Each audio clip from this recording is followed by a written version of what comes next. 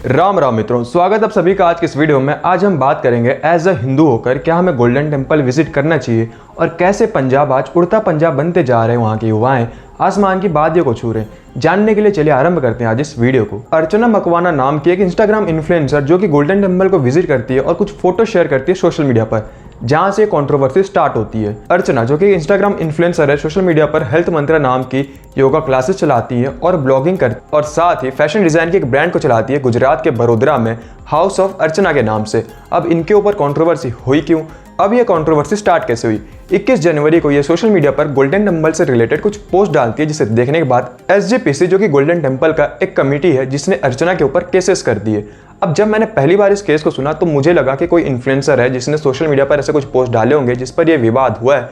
तो मैं थोड़ा बहुत खुश हो गया था कि चलो आज के डेट में कोई तो है जो सामने में आकर इन सब चीज़ों के ऊपर एक्शन ले रहा है। पहले क्या होता था कि इन्फ्लुएंसर मंदिर गुरुद्वारा में जाकर ऐसे फोटोज खिंचाते थे, ब्लॉग्स बनाते थे और वल्गर डांस करते थे, जिस वजह से रिलीजियस प्लेस की वैल्यू खत्म होती थी। तो मैंने जब इस केस के बारे में सुना तो मुझे सही लगा कि चलो एटलीस्ट कोई तो सामने में आकर बात कर रहा है। बट जब मैंने इसके ऊपर रिसर्च किया तो मुझे पता चला अर्चना मकवाना ने तो यहाँ पर कुछ किया ही नहीं है, बल्कि यहाँ पर अर्चना ने कुछ डोनेशन भी किए गुरुद्वारा में। अगर वो सिर्फ फोटो खिंचवाने जा ही रहती तो क्यों वो डोनेशन करती? वो तो बस ऐसे ही फोटो खिंचवा के बाहर आ जाती। जब अर्चना जी यहाँ पर गोल्डन टेम्पल को विजिट करती है तो वहां पर वो योगा करती है, ध्यान लगाती है। अब इंसान रिलीजियस प्लेस में जाकर, गुरुद्वारा मंदिर में जाकर ध्यान नहीं लगाएगा तो क्या पब में लगाएगा? इस इंसिडेंट के बाद इनके ऊपर पुलिस केस हो चुकी है, पंजाब पुलिस इनके पीछे पड़ी है। अंडर सेक्शन 295 के इनके ऊपर केसेस चल रहे हैं और पंजाब पुलिस ने इन्हें डेट दे दिया कि इस डेट के अंदर आकर पुलिस स्टेशन में पहुंच जाना। सोचिए, सिर्फ विजिट करने पर इनके ऊपर ये कार्रवाई हो रही है। SGPC शिरोमणि गुरुद्वारा प्रबंधक कम्युनिटी की तरफ से इन्हें डेथ थ्रेट्स आ रहे हैं, इन्हें मारने की धमकी दी जा रही है और इनके ऊपर एलिगेशन लगाया जा रहा है कि तुम गुजरात से बिलोंग करती हो तो तुम मोदी जी के एजेंट हुए। सोचिए, कोई अगर गुजरात से बिलोंग कर रहा है या अगर कोई गुजराती हिंदू है तो वो मोदी जी का एजेंट है इनके लॉजिक के हिसाब से। अब ऐसे इंसिडेंट को देखने के बाद एक सवाल आता है कि क्या एज अ हिंदू होकर हमें गोल्डन टेम्पल विजिट करना चाहिए या फिर कोई और भी गुरुद्वारा?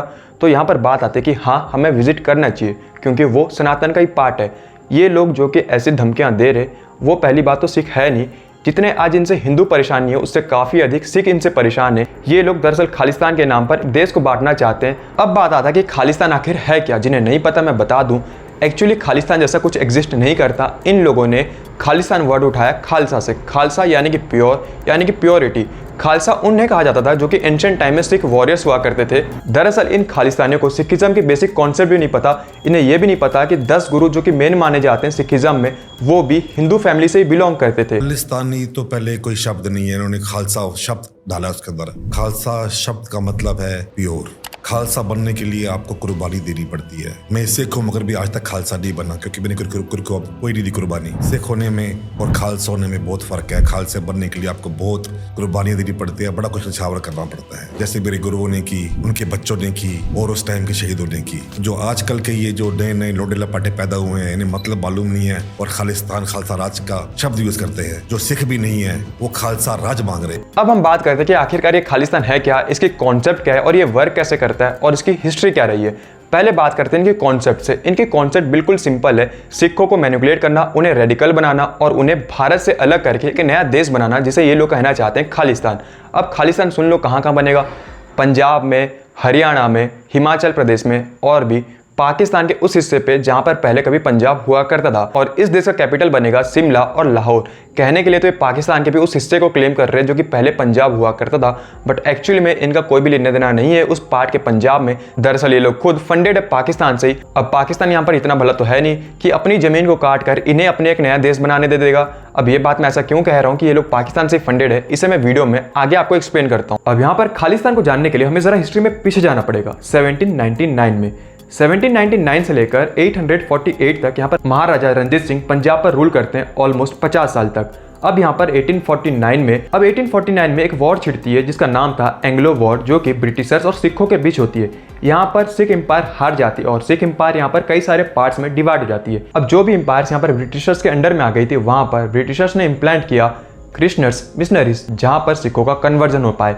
यानी कि आज के टाइम पर हम जो कहते हैं कि पंजाब में धर्म परिवर्तन हो रहा है, वो आज से नहीं 170 साल पहले से चलती आ रही थी। इस टॉपिक को मैंने यहाँ पर इसलिए कवर किया क्योंकि आज के समय में जितने भी खालिस्तानी बने बैठे हैं, पहली बात वो लोग सिख है नहीं, दूसरी बात ये कि या तो उन्होंने अपना मजहब चेंज कर लिया, उन्हें कोई पेंगुइन पसंद आ गई है, या फिर उन्होंने 2 किलो चावल का स्वाद चख लिया है। 1849 से अब ये चैप्टर मूव करती है 1930 में, जहाँ पर पहली बार एक अलग देश बनाने की, एक खालिस्तान बनाने की मांग उठी थी। 1940 आते आते काफ़ी सारे लोग इस विचारधारा से जुड़ने लगे थे। इस विचारधारा को फंडिंग मिलनी स्टार्ट हो गई थी, पॉलिटिशियंस से जुड़ने लगे थे और पहली बार यहाँ पर पैम्पलेट बांटे जाते हैं खालिस्तान के लिए। अब 1847 में जब देश की बंटवारा हुआ तब खालिस्तान बनाने की भी मांग उठी थी, पर यहाँ पर मुस्लिमों ने पहले से प्री प्लान कर लिया था एक अलग देश बनाने की। आज की डेट में जो पाकिस्तान बना हुआ है उसकी 60% जो ज़मीनें हैं वो पंजाब ही, यानी कि जो पंजाब था उसको पूरे के पूरे पाकिस्तानियों ने कब्जा लिया। इसलिए आज के टाइम पर भी अगर आप पाकिस्तान के किसी इंटरव्यू को देखो, वहाँ की किसी वीडियो को देखो, तो वहाँ के लोग पंजाबी लैंग्वेज में बात करते हैं। यहाँ पर मैं एक चीज़ को ऐड करना चाहूँगा, बहुत सारे लोग ये सोचते हैं कि 1947 में देश का बंटवारा हुआ, पाकिस्तान उसी दिन बना और अंग्रेज़ों ने हमारे साथ डिवाइड एंड रूल खेला, जो कि सरासर गलत है। पाकिस्तान के 100 साल पहले ही इसकी प्लानिंग हो चुकी थी, यानी कि 1850 में ही पाकिस्तान बनने की प्लानिंग हो चुकी थी। जी हाँ, सही सुना आपने, 1850 में इसकी प्लानिंग हो चुकी थी। अब अंग्रेज़ों ने वही दिया जो कि 1947 में मुस्लिम चाहते थे। आज अगर अंग्रेज़ होते देश में और मुस्लिम ना होते, तो जो लोग कहते हैं ना कि मुस्लिम सही है अंग्रेज़ गलत थे, तो आज वही लोग कहते हैं कि अंग्रेज़ सही थे मुस्लिम गलत थे। तो इस चीज़ को मैं यहाँ पर ऐड करना चाहता था। आई होप कि आप समझ गए। यहाँ तक मैंने आपको बताया कि कैसे 1947 में देश का बंटवारा होता है, मुस्लिम्स अपना एक अलग देश बनाते हैं और पंजाब के उस हिस्से को भी अपने अंडर में लेकर पाकिस्तान फॉर्म कर देते हैं, जहां पर खालिस्तानी अपना देश चाहते थे। अब क्योंकि पाकिस्तान ने पंजाब को तो पूरा ले लिया था, तो खालिस्तानी के पास कुछ ऑप्शन नहीं था अलग देश बनाने का, इसलिए यहाँ पर खालिस्तानी 1970 तक चुप रहते हैं। 1970 से 1980 तक इनकी पावर काफ़ी बढ़ जाती है, काफ़ी लोग इनसे जुड़ने लगे थे और इनकी ग्रुप बहुत बड़ी हो चुकी थी। 1980 का पीरियड तो आप सबको पता ही होगा कि कैसे भिंडरावाला पावर में आता है। इन्हीं पीरियड के बीच जो खालिस्तान का लीडर था जगजीत सिंह चौहान, वो पाकिस्तान के पीएम जुल्फिकार अली भुट्टो से मिलता है और जुल्फिकार अली भुट्टो यहाँ पर उन्हें प्रॉमिस करता है, यानी खालिस्तानी लीडर को प्रॉमिस करता है कि वो खालिस्तानियों को हेल्प करेगा एक नया देश बनाने में, एक खालिस्तान बनाने में और भारत को सेपरेट करने में। वो ऐसा क्यों करना चाहता था, उसकी क्या फ़ायदा थी? जाहिर सी बात है, वो अपनी लैंड तो देगा ही नहीं खालिस्तानियों को। वो ऐसा इसलिए करना चाहता था, ऐसा इसलिए चाहता था ताकि वो भारत से बदला ले सके बांग्लादेश बनने का। पर अफसोस इनकी ख्वाहिश ही रह गई। 1948 में यहाँ पर ब्लू ऑपरेशन चलाया जाता है, जहाँ पर भिंडरावाले को मार गिराया जाता है और 1944 के इस इंसिडेंट के बाद ठीक 2 साल बाद 1946 में जो जनरल शामिल थे भिंडरावाले को मार गिराने में, उनका असैसिनेशन हो जाता है। उनका असैसिनेशन करने वाले ग्रुप का नाम था बब्बर खालसा और यहाँ पर खालिस्तानी ग्रुप्स काफ़ी बनने लगे थे, जैसे कि बब्बर खालसा, खालिस्तानी कमांडो फोर्स और भी बहुत सारे ऐसे लोकल्स ग्रुप थे जो कि खालिस्तान को ओपनली सपोर्ट करते थे। यहाँ पर 1990 आते तक काफ़ी सही चीज़ें भी होती है, जैसे कि ये ग्रुप्स अपने आप में ही फाइट्स करके मरने लगते हैं। इन्हें फंडिंग्स मिलनी बंद हो गई थी, पुलिस इनके ऊपर एक्शन लेती थी, इस कारण से इनके अंदर ही क्लासेस होना स्टार्ट हो गया था। बट एक इंसिडेंट हो जाता है 1995 में, जहाँ पर पंजाब के सीएम बेअंत सिंह जी को बॉम्ब ब्लास्ट करके मार दिया जाता है। यहाँ पर पुलिस इन खालिस्तानियों को ढूंढ ढूंढ के मारना स्टार्ट करती है, उनका इनकाउंटर होता है और यहाँ पर ये खालिस्तानी अपनी जान बचाने के लिए फॉरेन कंट्रीज में जाना स्टार्ट कर दिए, जैसे कि कनाडा, यूएस और यूरोपियन कंट्रीज। अब यहाँ पर सब कुछ सही था, 30 सालों तक यहाँ पर कुछ नहीं होता, खालिस्तान का नामो निशान मिट चुका था 2018 तक। 2018 के बाद ये ग्रुप फिर से बनने लगी, फिर यहाँ पर पंजाब पर खालिस्तान उभरने लगे। पंजाब के फॉर्मर सीएम अमरिंदर सिंह ये कहते हैं कि इस बार जो खालिस्तान का कमबैक हुआ है, उन्हें सपोर्ट मिल रहा है पाकिस्तान से, कनाडा से, यूएस से, इटली से और भी ऐसे यूरोपियन कंट्री से। अब यहाँ पर एक सवाल आता है कि आखिरकार कनाडा, यूएस और कोई भी यूरोपियन कंट्री इन सब के ऊपर एक्शन क्यों नहीं ले रहा अगर उनके देश में से खालिस्तानी भरे हुए हैं? तो इसका सिंपल सा लॉजिक है, वो सारे देश डेमोक्रेसी है। डेमोक्रेसी में पावर होती है वोटर्स के हाथ में। अगर आपको वोट चाहिए, अगर आपको सत्ता में आना है, तो आपको उन लोगों को खुश करना पड़ेगा और इन सब देशों में खालिस्तानियों की तादाद बहुत ज़्यादा है, इसलिए वहाँ की गवर्नमेंट इन्हें पनपने देती है, इनकी हर बात को मानती है, इनके ऊपर कोई एक्शन नहीं लेती ताकि इनसे वोट ले पाए। जिस दिन उन गवर्नमेंट्स को कोई ऑल्टरनेटिव मिल गया, इनके पिछवाड़े में 2 लात मारकर इनको भगा दिया जाएगा और फिर भारत तो इनका हिसाब कर ही देगा। अब यहाँ पर ऐसा नहीं है कि इन खालिस्तानियों के ऊपर, इन फॉरेन कंट्रीज में बैठे खालिस्तानियों के ऊपर कोई एक्शन नहीं लिया गया या फिर इनको टपकाया नहीं गया। ऐसे बहुत सारे न्यूज़ आते हैं जहाँ पर इन खालिस्तानियों को कोई अननोन पर्सन मार के चले जाता है। अब यहाँ पर मैं आप लोगों को खालिस्तानियों के वो नाम बताता हूँ जो कि अननोन मैन के हाथों मारे गए थे।